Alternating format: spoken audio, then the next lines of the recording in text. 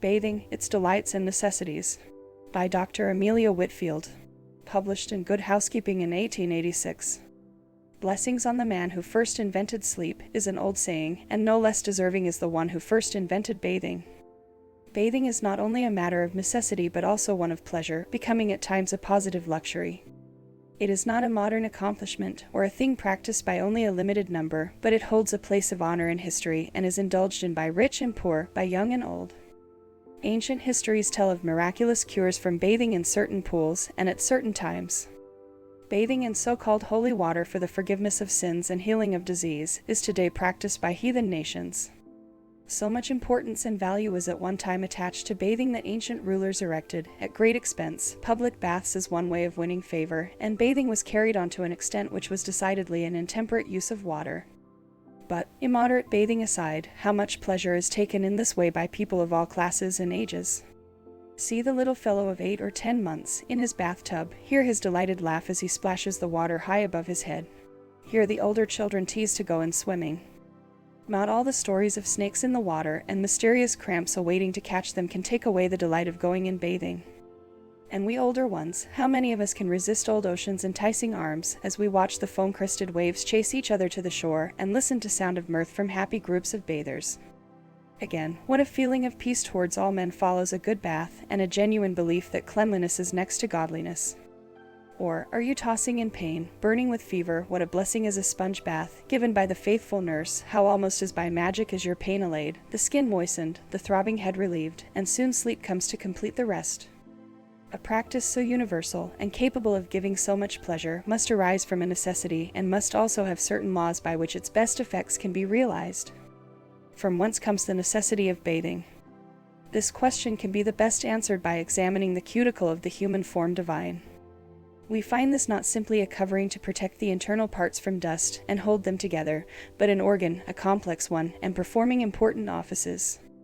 It is really a system of organs, one within the other, the most important one being the sweat-producing, or sudoporous glands. Through these the skin becomes the temperature regulator of internal heats, to a certain degree. Let them be inactive, for only a half hour and evil effects would be felt. They are, consequently, worth much attention and care. The number of these glands has been variously estimated anywhere from 2 to 3 million. So small are they 600 can be placed in a square inch without any two touching. Rather fine work for human fingers. They consist merely of a convoluted tube having an average length of only 2 millimeters, about of an inch, yet if placed end to end the aggregate length would be about 4 miles. The openings are of course microscopic in size, only of a line in diameter, and partially closed even then by a valve-like arrangement.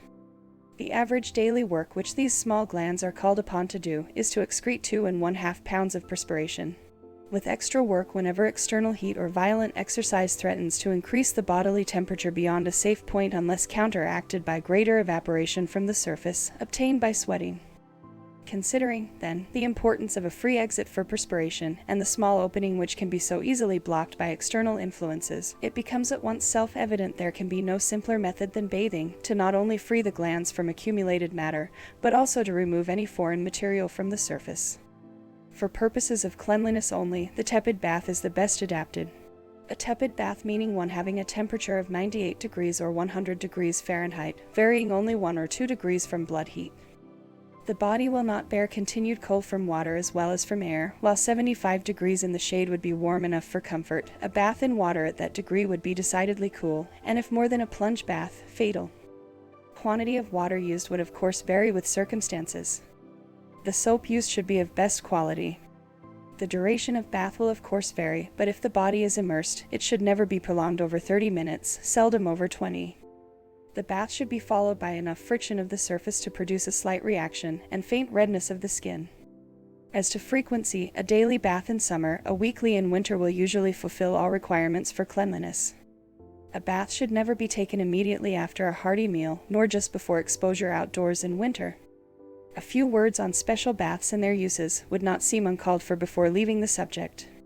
First, the sponge bath, the form of bathing where the water is applied to the surface through the medium of cloth or sponge, no part of the body being plunged in the water.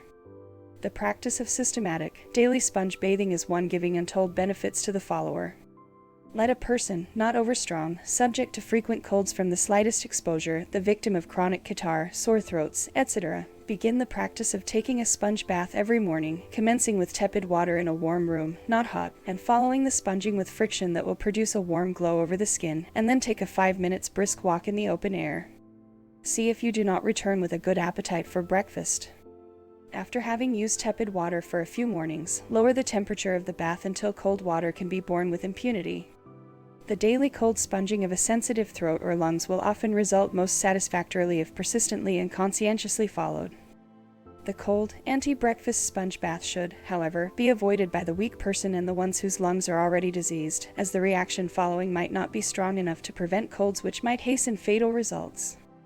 Another use of the cold bath is to induce sleep. By calling the blood to the surface, the congested brain is relieved and sleep comes in consequence.